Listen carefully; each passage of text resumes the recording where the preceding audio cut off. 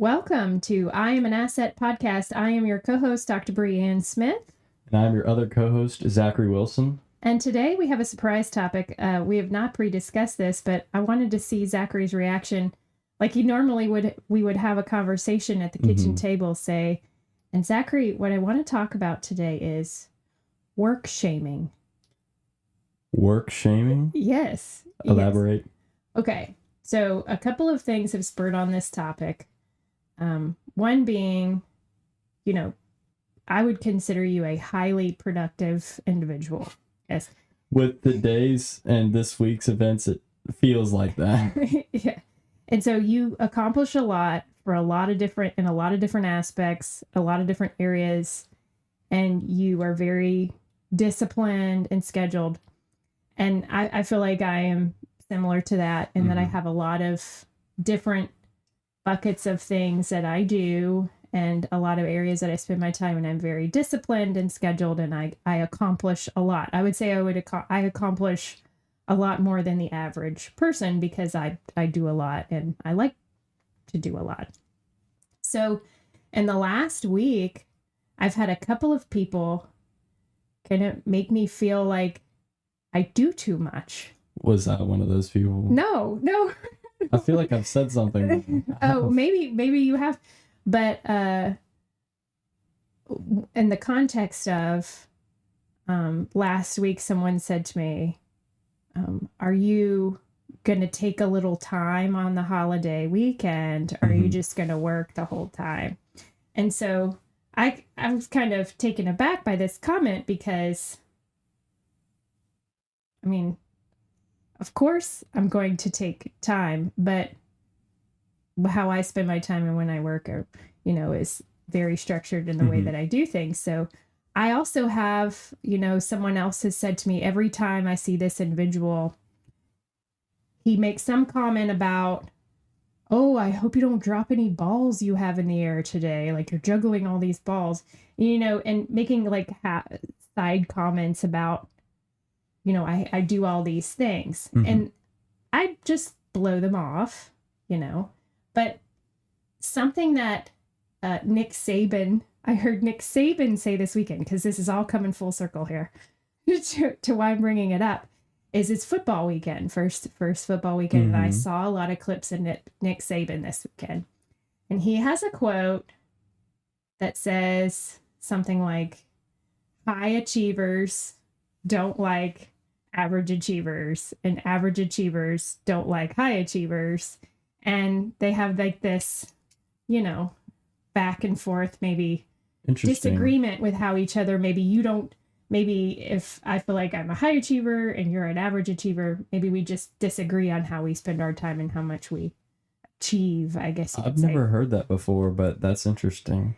So I guess my question to you is, do you get any shame for your productivity or the way that you work? No, it feels, I'm not going to say the opposite, but like, I feel like as a high schooler, you can never do enough because, it's just because you don't really know what like career you're going to focus on yet.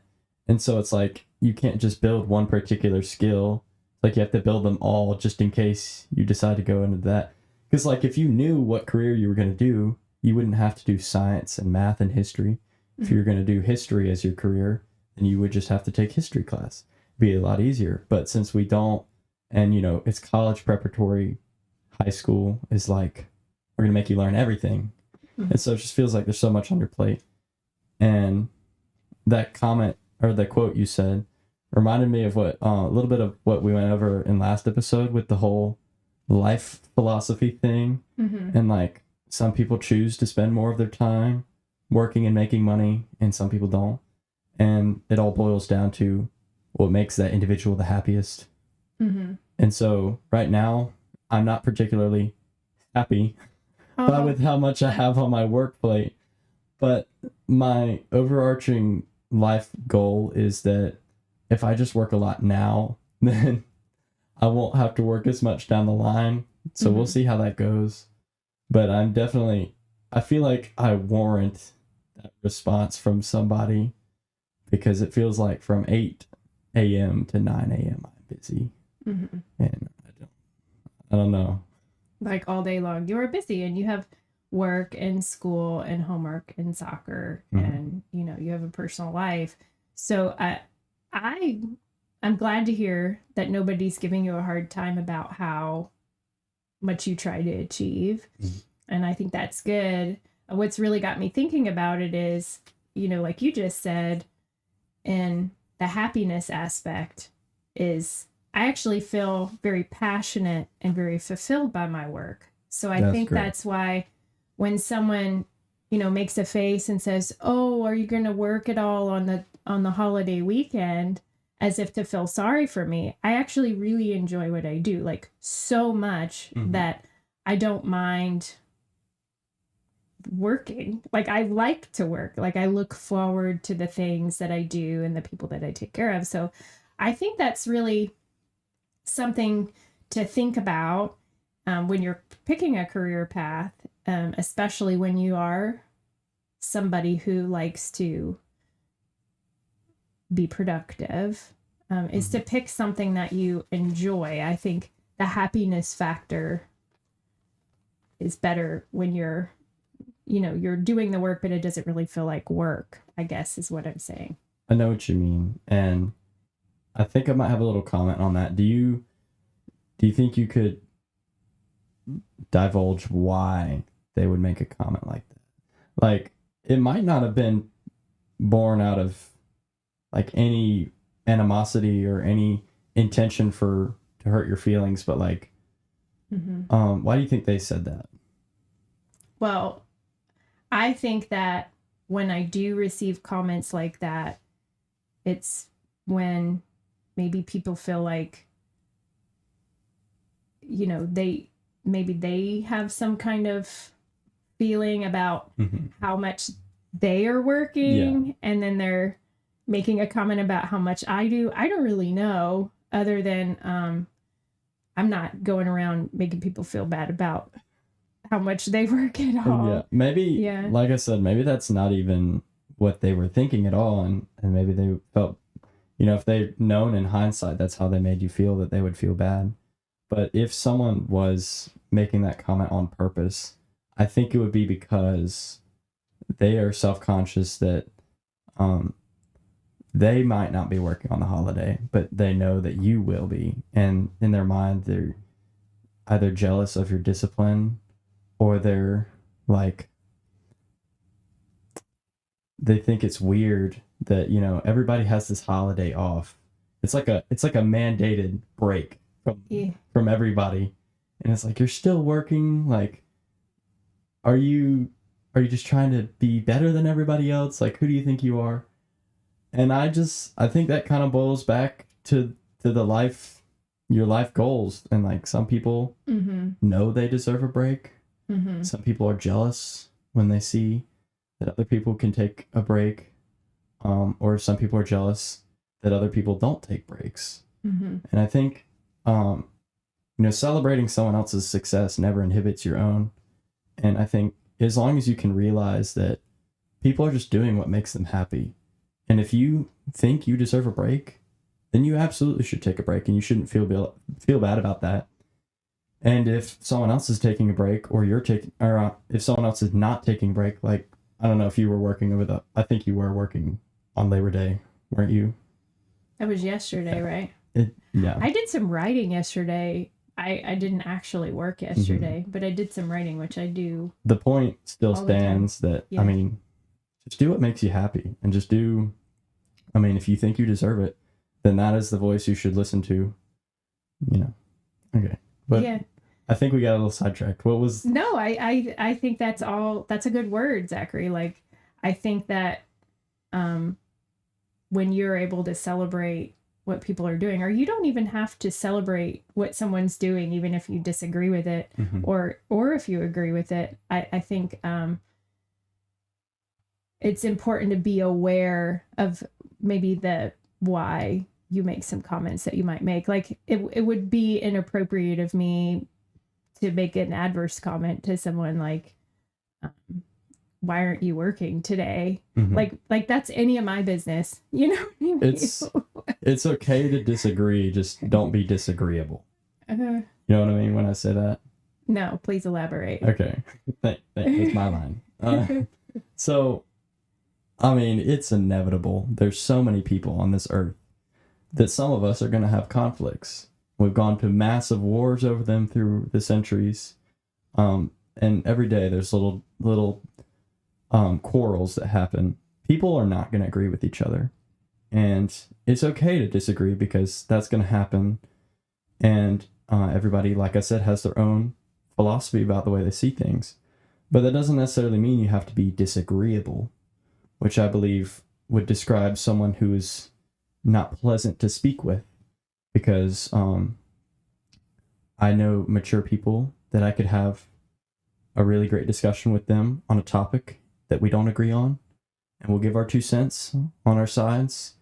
And we both know the other one doesn't agree with us, but that's okay. We're not going to get upset. We're not going to call each other names or raise our voices or make passive aggressive comments, because you can be mature in a conversation like that. Mm-hmm. And if people feel that way, they don't agree with you doing that. They disagree with what you're doing with your Labor Day holiday. They don't have to make a passive aggressive comment like that.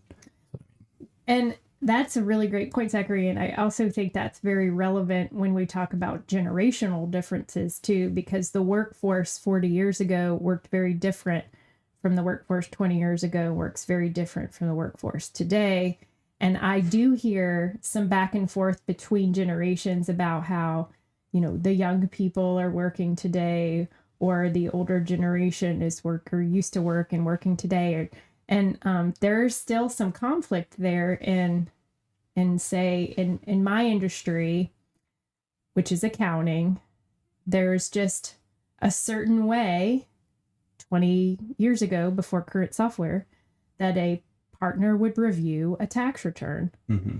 and which is a lot different from a newer CPA or accountant who's been accustomed to software and that's always how they've done a tax return, will review a tax return differently but both of them have a comfort level in the way that they feel like they know what's going on in a tax return. But there's still some conflict in generations as to how your comfort level is impressed on other people. For example, a young person was telling me the other day how a partner asked him to print out the return so he could review it. Whereas another, partner or a reviewer typically wouldn't ask you to do that. But this was an older generation of a partner who had always printed out a tax return to review it. So there's just different ways that we work, different comfort levels, different technologies change over time. And we, are trying to, work together in a way that's still efficient. So I'd say that's still challenging. And, there's some work efficiency shaming going on there too. Do you want me to add on to that? Can you? I mean, I certainly know that some people are set in their ways. I mean, if they have a process, if it ain't broke, don't fix it, And technology has definitely evolved a lot since I've been born, since before you were born. Like, it just keeps changing and changing, and some people, they don't want to change, and that's okay. Even without technology, everybody has their own way of doing something. And that, I'd say, here is something that we try to be very tech open in this firm, because we are tech driven and we're always trying to find the newest, best, most efficient way to do something. And that does mean changing software often. Maybe not that, we're not changing the same software every year, but maybe some aspect of the process we're changing every year because there's something new. And, our goal is always to make the process more efficient and streamlined so that the things that you don't like about a job are, a little bit easier, and that you can step back and maybe look at your work from a higher level than be down in the weeds so much. And Mhm. I think that makes your job more enjoyable. At least that's, the goal. So what do you think? Work shaming, is that a thing? It definitely is. To me, You work mean when shaming you is a say thing. that? Do you mean like shaming from someone from working too much? Or, when they work, how they work. Yeah, working on holiday, not on a holiday, not working enough, working too much, whatever. Like Something, Scrooge? I don't know. making a comment about how you work is different from how I work, and making you feel like the way you're doing it I is think wrong. yeah, I think Scrooge is a great example because the whole beginning of the movie was everybody was like, "You're working on Christmas Day. What are you doing?" And like, and everybody's like, "Come have dinner with us." I can't remember the Yeah. story exactly. It's been a while since I've seen A Christmas Carol, but I think what I'm getting at is that that's just like a universal example of maybe someone who's never heard of work shaming. That's what I think you're And I referring don't to. know if that's even a commonly used term. It's just how it felt Well, it's just in or the how it story. In feels. the story, Yeah. everybody was um, like, what's the word? I don't. What's the word? Like, not shaming him for like I think that's a little bit working different too much. because he was working because of money and really greed, Yeah, not but necessarily he was because, like always. He was like first employee in, the last one out. yeah, And yeah. like I think one of his employees wanted to leave early for Christmas, and he got upset at him. Hmm. And the other employee, I guess we're talking about the Christmas Carol today. I can't remember. I have not seen that movie in like forever. Yeah. But you get the point Hmm. because I don't maybe we could connect it because, he had a reason he was working all the time. And he had a certain work ethic, but he was also trying to impress that same work ethic on other people. Mm-hmm. And I wouldn't say that's what I'm talking about, at least in the couple of instances that happened to me last week, because I'm very much not that way. We're very flexible around here. We get off at noon on Fridays.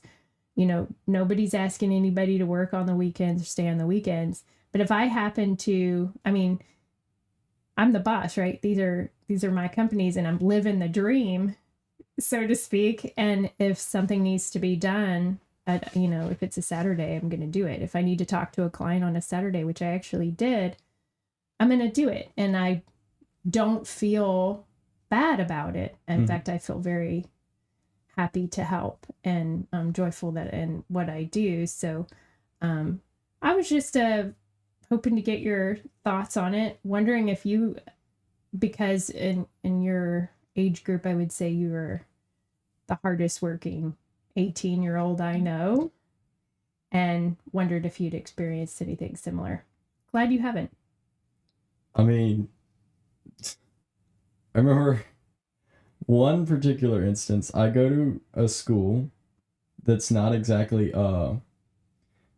it's not cheap to go. It's a private school. And so a lot of the kids there don't understand that this isn't how everybody's life is, and you don't just It's a bit of a a bubble. lot. Some of them don't have jobs, and so it's like um one individual I was talking to, they asked me like what I was doing. I think they wanted to go do something, and I was busy because I was at work, and they were like, "Why can't you do this on Saturday?" And I was like, "I'm gonna be at work on Saturday." They're like, "Why are you working?"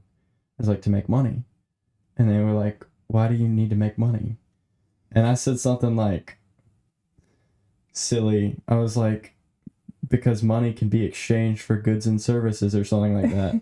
But I just truly don't think they grasped the concept because of the lifestyle they had, that like I wanted to make money, and just because you didn't need to, Hmm. like I didn't need a job. There's values beyond money that a job can instill.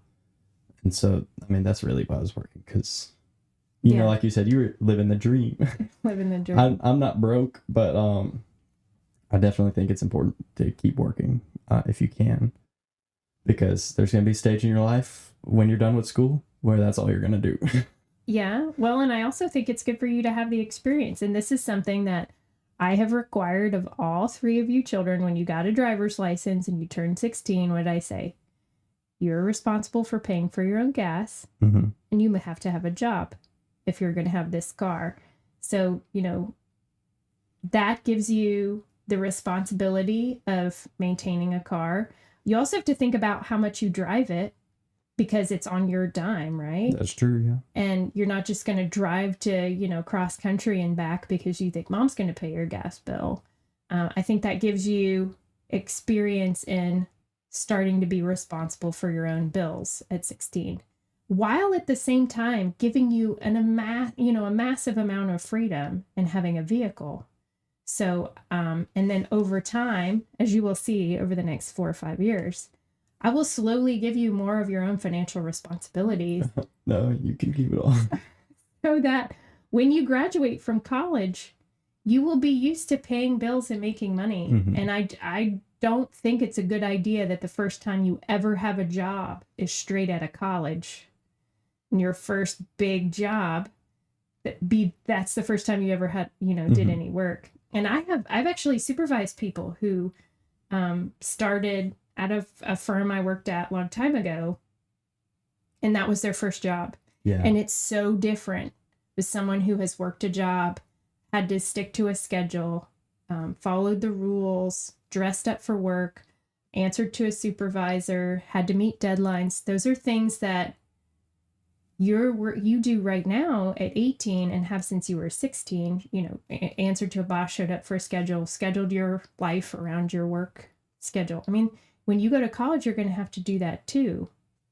Schedule your life around your class schedule, That's true, yeah. So I just think, even though certainly could I just pay all your bills and handle it? Yes, but I don't think that's good for you. I mean, it might help a little. I'm just kidding. Well, I think we got some great convo in today, Mm-hmm. and I think I was familiar with what you were saying. I just hadn't thought about your personal experience with it or giving it a name. Mm-hmm. But I'm glad we covered that today. Thank you guys for watching, and we have our new website is out. We said last video. The merch is available. You can actually watch the podcast directly from the website, and if you didn't already know, there's a ton of other directories you can go to where our podcast is available. So whether or not you're watching this on YouTube or anywhere, it's available a lot of places. The website is imanassetpodcast.com. Yes. Check it out. We're excited about it.